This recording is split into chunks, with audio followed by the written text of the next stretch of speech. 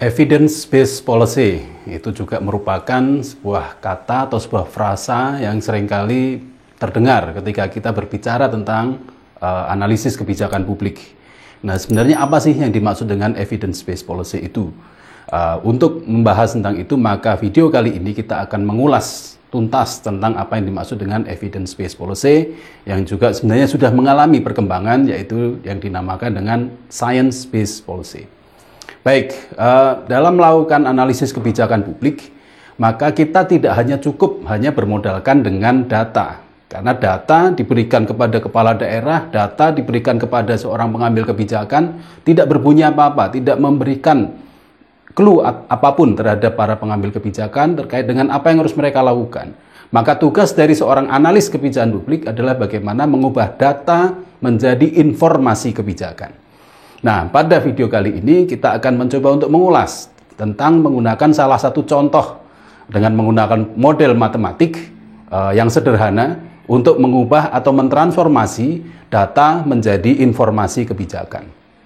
Baik, di sini saya akan mencontohkan tentang penggunaan aljabar sederhana atau model matematika sederhana dalam melakukan analisis kebijakan publik kuantitatif, ya.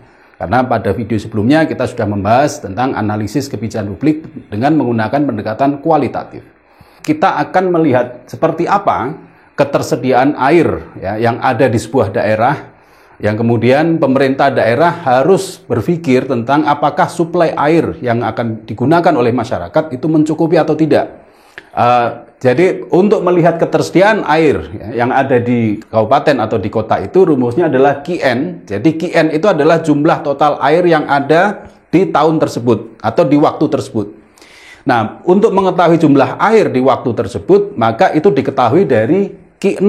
Ya. Q0 itu adalah jumlah air yang ada pada tahun awal ketika penelitian atau analisis kebijakan itu dilakukan, ditambah dengan N itu adalah pada tahun keberapa analisis itu dilakukan, dan yang berikutnya adalah dikalikan Y minus A. Y itu adalah apa? Y itu adalah tambahan debit air setiap tahunnya dari sumber mata air tentu saja, dan A itu adalah air yang berkurang.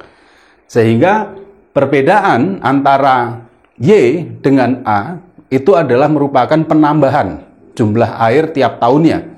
Kalau yang terjadi adalah Y lebih besar daripada A. Tapi kalau yang terjadi adalah A lebih besar daripada Y, maka rumus dari Y minus A itu adalah pengurangan air yang terjadi setiap tahunnya. Oke, di sini Anda bisa melihat ada yang dinamakan dengan data, ya, di mana X itu adalah kapasitas atau daya tampung dari waduk itu. Katakanlah di sini data menunjukkan jumlahnya adalah 1.200 meter kubik atau 1.200 juta meter kubik misalnya. Nah, itu adalah data yang tersedia hasil dari pemetaan yang dilakukan oleh dinas terkait misalnya. Nah, kemudian Y itu apa? Tambahan debit tiap tahunnya. Y di sini berarti adalah kapasitas dari sumber mata air yang ada di waduk tersebut. Ya, berapa banyak per tahun air yang keluar dari mata air tersebut, dan hasil dari pemetaan yang dilakukan Y adalah sebesar 200.000 meter kubik misalnya. Nah, itu adalah data. Ya. Nah, kemudian Z di sini adalah konsumsi warga tiap tahunnya. Berapa banyak sih jumlah air yang dikonsumsi oleh warga di kota tersebut pada setiap tahun? Dan di sini misalnya ditemukan adalah 150.000 meter kubik misalkan. Jadi lebih banyak yang keluar dari mata air daripada yang diambil oleh warga untuk digunakan konsumsi mereka sehari-hari. Nah, kemudian W ini adalah air yang hilang setiap tahunnya dari misalnya proses penguapan atau kebocoran. Dan data yang sudah didapatkan dari dinas bahwa tingkat kebocoran dan tingkat penguapan itu adalah sebesar 5% atau 0,05. Nah, kemudian ada A di situ. Sebagaimana tadi sudah saya jelaskan, A adalah jumlah total air yang hilang, sehingga itu adalah penjumlahan antara air yang dikonsumsi dengan tambahan air yang ada tiap tahunnya. Nah, kemudian kita juga ada data Q0. Jadi kalau kapasitas waduk itu tadi saya sebutkan ada 1.200.000 atau juta meter kubik. Nah, jumlah air yang sesungguhnya adalah 1.140 misalnya. Nah, di sini berarti jumlah air yang sesungguhnya berada di bawah kapasitas waduk tersebut. Nah, mulai dari tabel yang paling di ujung sana sampai pada yang terakhir atau X, Y, Z, W, A, dan Q0 itu adalah data. Ya, itu belum bisa dikatakan sebagai informasi kebijakan. Nah, sekali lagi bahwa yang dibutuhkan oleh seorang pengambil kebijakan itu adalah informasi kebijakan, bukan data. Kalau saya sebagai kepala daerah misalnya, saya sebagai pengambil kebijakan disodori, Pak, jumlah daya tampung waduk sekian. Kemudian tambahan debit air sekian, konsumsi warga sekian, itu diberikan kepada saya tidak bisa berbuat banyak. Karena itu adalah sebatas data, belum menjadi informasi. Nah, pada video kita kali ini kita akan memberi contoh bagaimana mengubah data menjadi informasi kebijakan. Oke. Nah, sebagaimana tadi di awal saya sudah menjelaskan bahwa rumus untuk melihat pada tahun ke-0 itu adalah Qn sama dengan Q0 ditambah N dikalikan Y minus A. Itu adalah rumus dasar kita.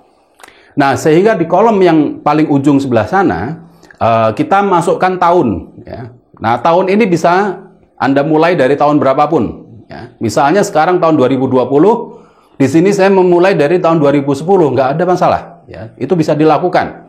Ya. Asalkan nanti pada tahun 2010 itu kita nyatakan sebagai T1, ya, atau N1-nya berarti 2010. Nah, kalau kita mau menggunakan 2020 sebagai N1 ya nggak apa-apa juga. Jadi kita menggunakan tahun 2020 sebagai N1-nya atau T1-nya. Nah, di sini kita tuliskan mulai dari tahun 2010 sampai tahun berapa. Ya, saya di sini membuat rancangan penelitian sampai 116 tahun ke depan. Ya, jadi mulai tahun 2010 sampai 2116. Nah, kemudian yang ingin saya lihat adalah ketersediaan air. Nah, tadi kita sudah menyatakan bahwa ketersediaan air di tahun ke N sudah ada rumusnya, tinggal kita masukkan saja. Sehingga Qn dalam hal ini adalah tahun pertama, berarti Qn1, ya, karena itu adalah tahun pertama. Rumusnya adalah jumlah air yang tersedia di tahun pertama, ya, atau di Q0 ditambah dengan jumlah pengeluaran dan pemasukan. Sebenarnya itu saja. Ya, sederhananya N dalam kurung Y minus A itu adalah jumlah pengeluaran dan pemasukan. Nah, ketemulah di situ angkanya adalah 1130. Ya, dari total air yang tersedia di awal sebanyak 1140 yang sudah ada di Q0 tadi, maka pada tahun pertama dia tinggal 1130. Nah, demikian pula seterusnya, kita bisa kunci rumus itu, kita tarik ke bawah, kita bisa melihat pada tahun 2106, ya, itu jumlah air yang tersedia berapa. Nah, ini kalau kita teruskan sampai ke bawah, nah, kita bisa melihat, bisa kita lihat sampai terus ke bawah, di tahun 2123, maka jumlah air itu 0, alias kering. Ya, coba sekarang kita kembali lihat ke atas. Artinya apa? Artinya data X yang jumlahnya adalah 1200 atau daya tampung air itu 1200, Y yaitu suplai air per tahunnya 200, kemudian Z jumlah konsumsi warga 150 dan seterusnya. Kalau fakta ini tidak dirubah, maka yang terjadi adalah pada kurun waktu tertentu jumlah air akan menjadi 0. Nah, sebab sekarang kita melihat untuk memudahkan visualisasi dari pengambil kebijakan, maka kita bisa menggunakan chart. Nah, mudah saja di Excel, tinggal Anda blok saja semua data yang ada di sini. Nah, kemudian Anda bisa pilih menu untuk membuat grafik, kemudian dimasukkan dan grafiknya akan keluar. Nah, dari sini kita bisa melihat di tahun 2123 jumlah air yang ada di dalam waduk itu menjadi 0. Anda bisa lihat grafik ini. Nah, ini sudah merupakan informasi kebijakan. Data yang tadi bersifat mentah, data yang tadi bersifat awal, ketika dirubah menjadi grafik sederhana seperti ini, sudah menjadi informasi kebijakan.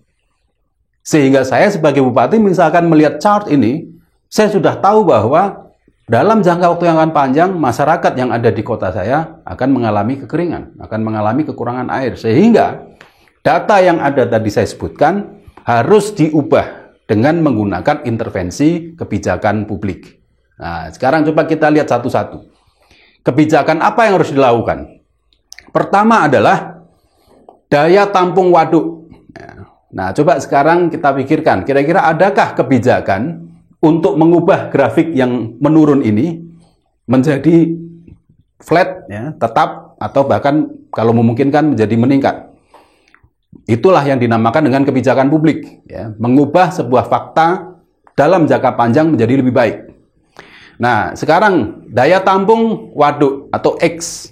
Nah, kira-kira apakah ada intervensi kebijakan yang bisa dilakukan untuk mengubah daya tampung waduk? Ya, tentu saja. Kita bisa melakukan renovasi dari waduk itu untuk lebih besar dan sebagainya. Berarti kebijakan yang harus dilakukan atau ditawarkan adalah dengan meningkatkan daya tampung waduk. Oke? Saya kira itu sudah cukup jelas ya. Jadi dengan melakukan peningkatan daya tampung waduk. Sehingga kita bisa menawarkan proposal kebijakan kepada kepala daerah bahwa daya tampung waduk harus ditambah. Tapi nanti dulu, ya, belum tentu itu adalah pilihan kebijakan yang tepat.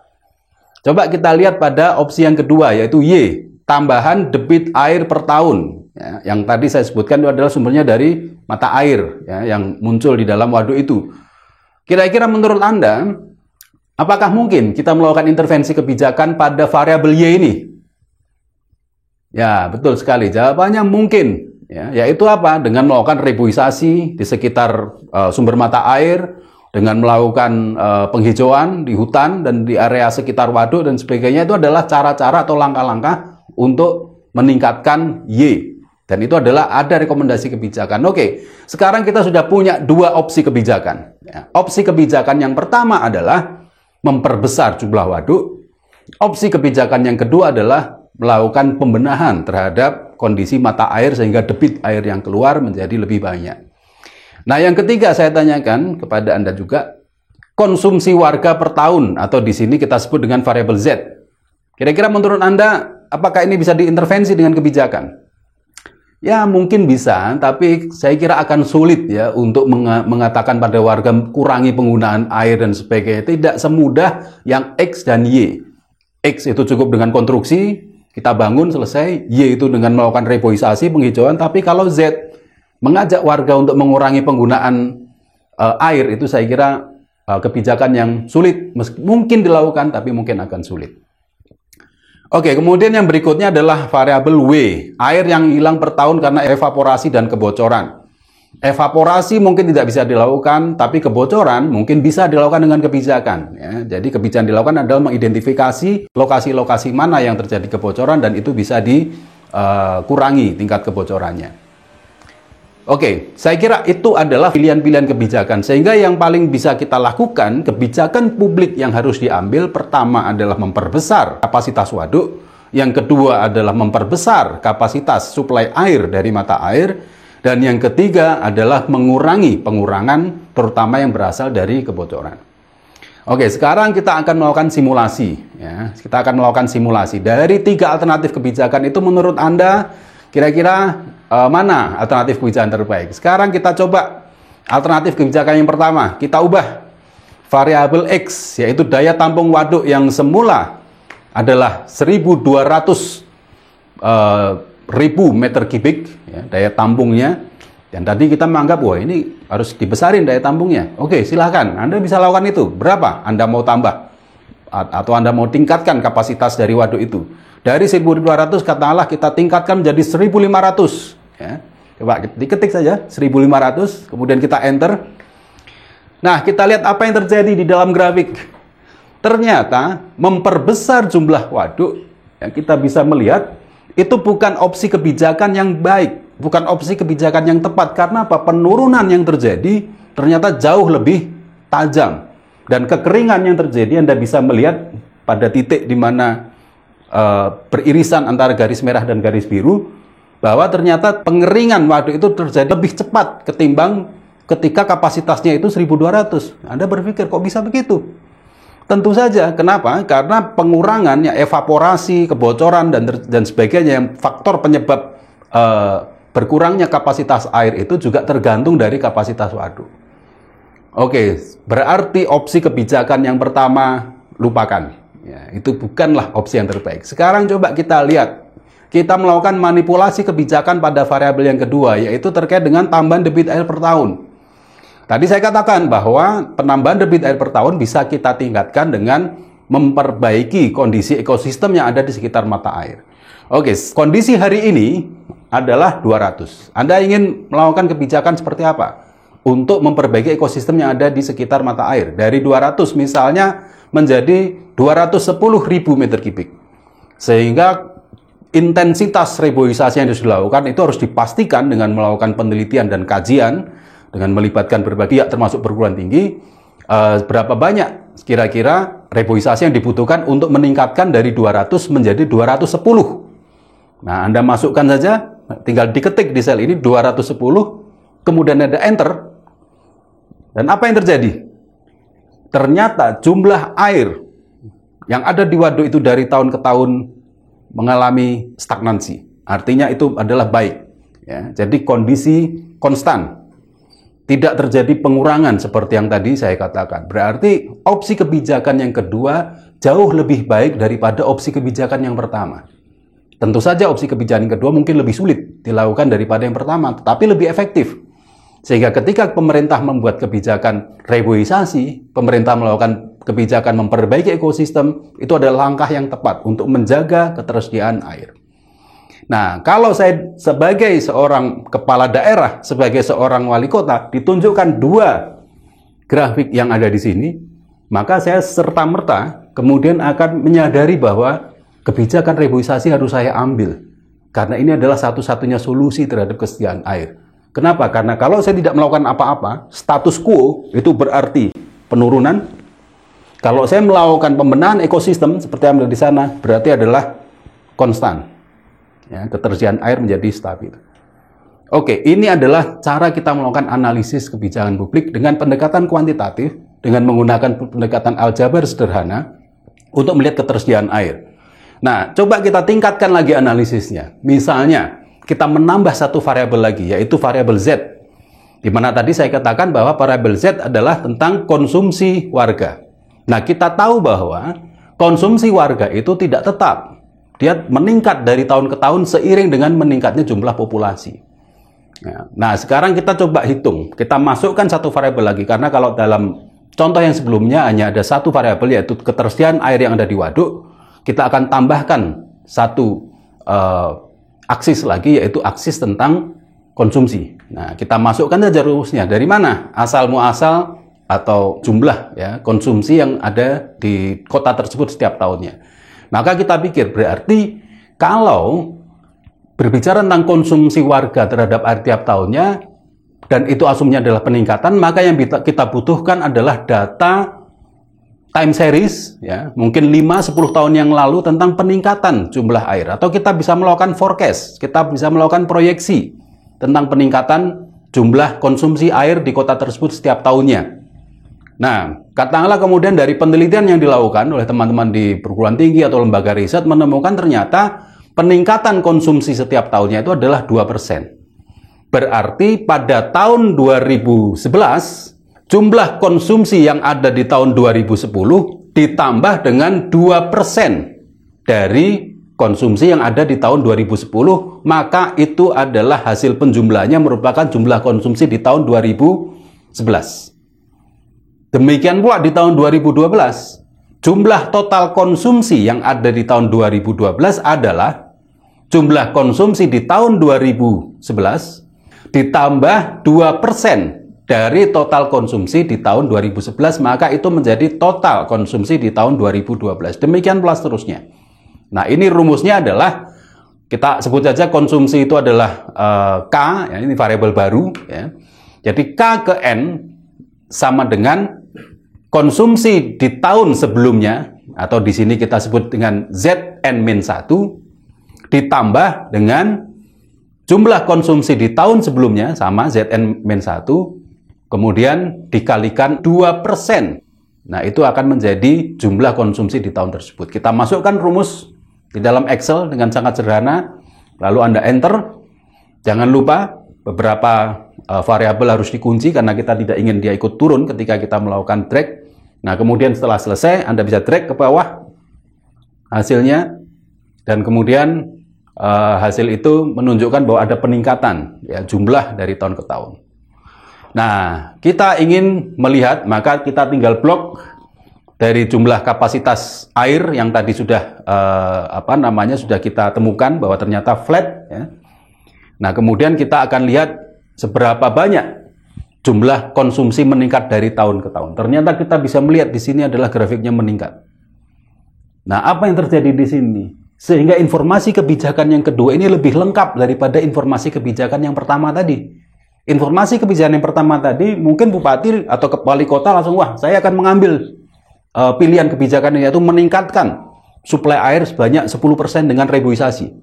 Tapi apakah cukup 10%? Ternyata kalau kita lihat pada grafik yang kedua ini tidak cukup. Kenapa tidak cukup? Karena konsumsi masyarakat juga meningkat. Sehingga pada titik tertentu kita bisa melihat di persimpangan ini bahwa jumlah kapasitas air itu tidak mencukupi dari kebutuhan konsumsi warga. Sehingga apa? Penambahan sebanyak 10.000 meter kubik itu tidak cukup, maka harus kita tambahkan menjadi misalnya 215.000 meter kubik. Apa yang terjadi kita lihat, coba kita ganti ya, angka variabel Y dari 200 menjadi 215, kemudian kita enter dan kita lihat grafiknya. Nah, sekarang Anda bisa melihat bahwa peningkatan jumlah kapasitas air beriringan dengan peningkatan jumlah konsumsi warga. Nah, sehingga pada kondisi ini maka kebutuhan warga itu akan selalu tercukupi. Nah, ini adalah contoh pada analisis pada level yang kedua. Nah, kemudian ketika saya sebagai kepala daerah atau sebagai pengambil kebijakan disodori 3 alternatif kebijakan. Pertama adalah memperbesar waduk. Wah, ternyata grafiknya menunjukkan ini bukan kebijakan yang baik. Yang kedua, memperbaiki ekosistem dengan tingkat peningkatan dari debit mata air yang meningkat sebanyak dari 200 menjadi 210 bagus, tapi ternyata juga tidak menyelesaikan masalah karena kebutuhan masyarakat meningkat. Saya disodori alternatif ketiga, yaitu meningkatkan kapasitas dari 210.000 meter kubik menjadi 215. Nah, kemudian masyarakat kebutuhan meningkat, jumlah suplai air meningkat, dan ini adalah pilihan kebijakan yang baik. Nah, dari situ kemudian saya bisa memutuskan, oke, sebagai seorang kepala daerah, saya akan melakukan reboisasi, saya akan melakukan pembenahan ekosistem, saya akan libatkan ahli-ahli di dalam sumber daya air dan sebagainya untuk melihat seberapa besar kapasitas reboisasi yang harus dilakukan untuk meningkatkan jumlah kapasitas debit air, suplai debit air dari mata air sebanyak 15.000 per tahun. Sehingga tujuan dan target kebijakan kita menjadi spesifik, menjadi konkret, dan biaya yang dikeluarkan juga menjadi lebih jelas dan terukur. Nah, inilah contoh analisis kebijakan publik yang bersifat konkret, sistematis, dan terukur. Sehingga seorang pengambil kebijakan yakin bahwa pilihan kebijakan yang dilakukan akan menghasilkan dampak atau akan menghasilkan output yang diharapkan dan menyelesaikan masalah kebutuhan air yang ada di kota tersebut atau kabupaten tersebut. Nah, ini adalah contoh sederhana bagaimana matematika sederhana, bagaimana aljabar sederhana, persamaan sederhana bisa merubah data menjadi informasi kebijakan. Kita bisa menggunakan metode ini untuk banyak sekali persoalan. Misalnya, ketersediaan lahan. Ketersediaan lahan di sebuah kota atau kabupaten, berapa banyak dipakai pertanian, berapa banyak dipakai perumahan, berapa banyak dipakai infrastruktur, berapa banyak dipakai fasilitas umum. Itu bisa kita buatkan model matematikanya, sehingga kita bisa menentukan berapa banyak perubahan fungsi lahan harus dilakukan setiap tahunnya untuk menjaga ketersediaan lahan untuk berbagai macam variabel atau berbagai macam kebutuhan. Atau misalnya kita juga bisa menggunakan model analisis yang tadi untuk melihat tentang ketersediaan atau kapasitas tempat penampungan sampah. Berapa banyak sampah yang masuk, bisa kita buat modelnya. Berapa banyak sampah yang diambil dengan proses daur ulang. Berapa banyak sampah yang kemudian disuplai dari masyarakat, dari industri, sehingga kita bisa membuat prediksi seberapa lama tempat penampungan sampah itu akan bertahan untuk memenuhi kebutuhan warga. Yang lainnya apa? Kita juga bisa menggunakan metode aljabar ini untuk menganalisis tentang ketahanan pangan. Ya. Ketahanan pangan bisa kita lihat misalkan jumlah suplai pangan yang masuk ke dalam daerah, berapa banyak yang dikonsumsi, berapa banyak yang diproduksi sendiri, berapa banyak yang diperjualbelikan, mungkin bisa jadi keluar kembali ke daerah lain. Nah, sehingga kita bisa membuat model matematika sederhana untuk melihat berapa lama daya tahan atau ketahanan pangan yang ada di sebuah daerah, sehingga pemerintah bisa membuat kebijakan yang lebih akurat dengan permodelan matematika atau salah satu contoh dari analisis kebijakan kuantitatif ini. Mudah-mudahan apa yang saya sampaikan barusan ini bermanfaat, tidak hanya bagi para peneliti, tapi lebih penting bagi para pengambil dan analis kebijakan di lapangan. Sampai ketemu pada waktu dan kesempatan berikutnya. Terima kasih.